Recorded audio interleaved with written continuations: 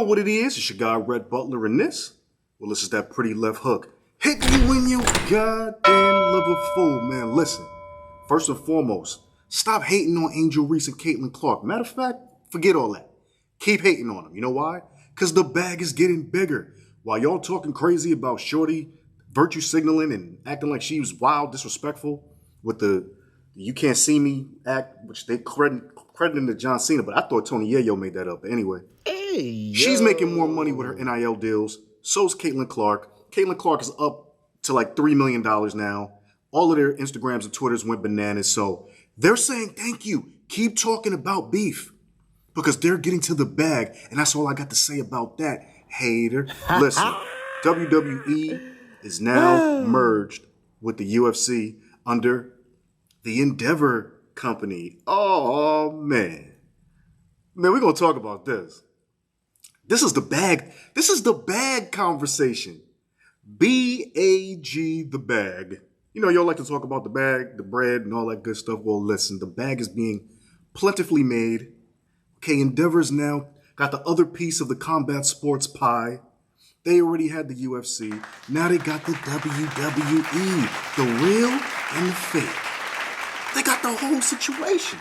We're going to get into that. I know y'all want to probably hear what I got to say about UFC 287. I'm going to just tell it to you like this. Israel Adesanya, Alex Pereira, listen. Israel, it's a must-win, baby. If not, you can go up to light heavy or try to play around with John Jones in the heavyweight division. That's not a good idea for you, though, bro. Facts, though. And get rid of them French tips because you fell off since the French came out on your nails, man. That's just me, man. Pardon me respectfully. George Masvidal, he's going to face off Gilbert Burns, co-main event. The fight's in Miami this Saturday. All I got to say is George said it best. If he can't beat Gilbert Burns, he's going to probably retire. Yeah, I think that's a good idea, my man. Listen, you always got bare knuckle fighting championships out there. You know what I mean? That's going back to your street roots. That's going back to your street roots, the backyard brawls.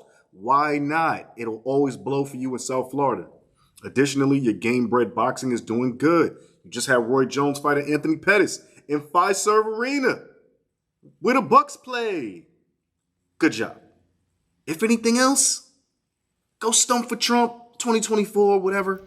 Hey, yo. That's your guy. Hey, yo. Hey, yo. I think it's still taking.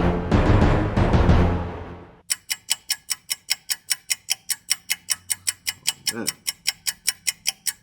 I think we back in the game. Don't worry about all that. Don't worry about that. That's a hard cut. But at any rate, George Masvidal, if you can't beat Gilbert Burns, don't worry. You can always stump for Trump in 2024. No worry, man. But back to the bag conversation. Endeavor now owns the UFC and the WWE. I'm going to read it to you how the Hollywood Reporter told me. Endeavor Group Holdings, this is on April 3rd, man. Endeavor Group Holdings and sports entertainment powerhouse WWE made things official on Monday, unveiling a definitive agreement to form a new publicly listed company consisting of two iconic complementary global sports entertainment brands, UFC and WWE. Yow! Endeavor will hold a 51% controlling interest in the new company, with WWE existing stakeholders owning a 49% interest. The new company will be led by Endeavor CEO Ari Emanuel as CEO, who will also continue in the same role at the remaining Endeavor business, which include talent agency William Morris and the likes of IMG. Yo, these guys are getting to the bag, man. This is like a whole nother situation right here. WWE executive chairman and majority stakeholder Vince McMahon will serve as executive chairman of the newly created firm, while Mark Shapiro will be president and chief operating officer of both Endeavor and the new company. And here's the best part. Dana White will continue in his role as president of UFC, with WWE CEO Nick Khan holding the same president title as White, but at WWE. The board of directors of the new firm will consist of 11 members who will be appointed at a later date, with 6 to be named by Endeavor and 5 designated by WWE. I'm going to tell y'all something, man.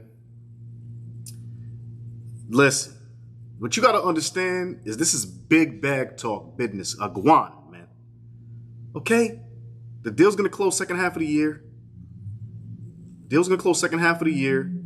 And together, the UFC and WWE will have a global reach, impressive scale, omni-channel distribution. On a combined 2022 fiscal year-end basis, WWE and UFC achieved revenue of $2.4 billion and a 10% annual revenue growth rate since 2019. This is my take on this. First of all, salute to Ari Emanuel. Listen, man, you're showing the game that you understand how to put together conglomerates. Facts, that is what it is. That is a huge coup for Ari Emanuel and the Endeavor Group. Good job. What does this say about what's going to happen next? Well, I'll tell you what. Everybody's been complaining that UFC fighters don't get paid enough money, and they don't. So now what happens? Dana White used to hate on MMA fighters in his organization crossing over into boxing, not getting their own sponsorship anymore and all of that, right? Now what happens? You say to these guys, hey, rock with us, you know we got it. And you let them go and play in WWE for WrestleManias, random other events around the country during off periods for the fighter, when the fighter's injured, anything to let them go mess around and get another bag. Because it only helps bolster the crossover ability of both brands. Bing! On top of that, fighters now have a soft landing potentially in retirement. Fighter retires, oh, I don't know what to do, nobody wants to throw me no bread. Changed. Now, these guys can say, don't worry, you've done enough as a celebrity that we're going to just put you over here and you can play the heel or the good guy or whatever role we think is necessary in the WWE. Ronda Rousey, why don't you? Right? This has already been successful for people that left the UFC. Now, it's a conjoined enterprise. I got to say, that's a smart move because the UFC knows their business model is predicated on lower fighter pay. Their business model is predicated on owning fighters' images. Their business model is predicated on holding the revenues from sponsorships in the palm of the company's hand and then seeding it out to the fighters on a tiered basis. UFC is hedging its bet. It's saying, you're complaining about us, so guess what? We'll bring something that you respect and now you have legit access to. Wow. UFC already has a campus in Vegas. WWE has a campus in Connecticut. Endeavor's based in LA. So you have bi-coastal, and in Nevada, you have nothing but growth and ability for the WWE if they so choose to put a footprint in Vegas. And they really have that already with the UFC Performance Institute to keep it a stack. All you got to do is put a divisional farm league for wrestling as part of the building. Good move, Ari Emanuel, yet again. Now let's talk about Dana White. The Dana White privilege might be on the way out the door, man. I ain't gonna lie to you, man. You know, they talking about, what's the ball's name? Nick Khan, WWE CEO Nick Khan, holding the same president title as White, but at the WWE. But I'm gonna tell you something. Dana White, this is bigger than you now. You like to talk crazy about fighters. You like to be the heel of your own organization. Now, I will say this. Vince McMahon made the heel profitable. The boss CEO heel energy, Vince created that straight up. So I'm not mad at that. But what I will say is this is as real as it gets per the UFC tagline.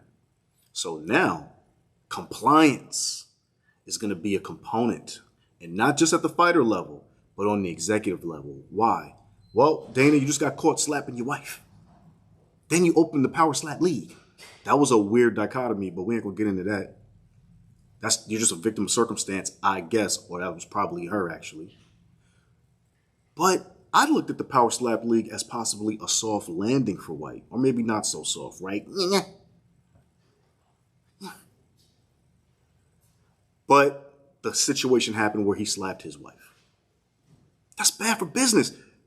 Endeavor is a publicly traded company. They went public in 2021. This makes them huge. The stock share prices are going to go up. The entertainment value is ridiculous.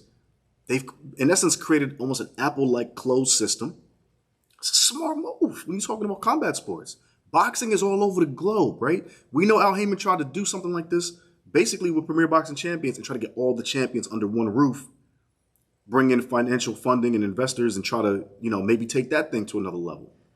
But boxing is splintered, and you still have to deal with renegades and rogue promoters. It is or fighters who think they're promoters. It is what it is. But this is different.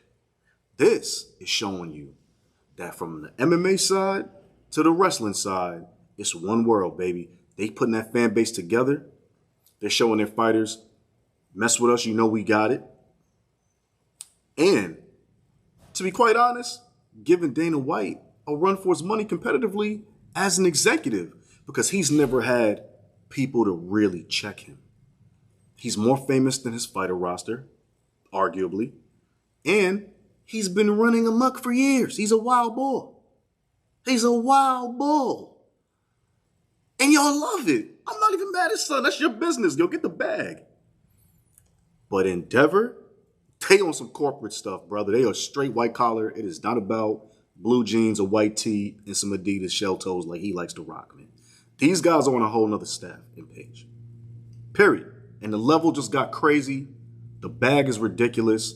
And having these two entities on one end of the spectrum, I got to give Dana props for growing this thing that far. But Ari Emanuel and the Endeavor group, wow.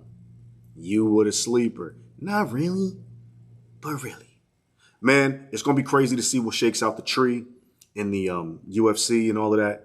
But, man, it's a new day. God damn, it's a new day. Hey, yo. You know what it is, man. It's your guy, Rhett, Butler, man. This was that Pretty Left Hook. Shout out to my whole family at the Up On Game Presents Network. Don't forget to go to upongame.network. Subscribe today, fool. Check me out and all the other shows.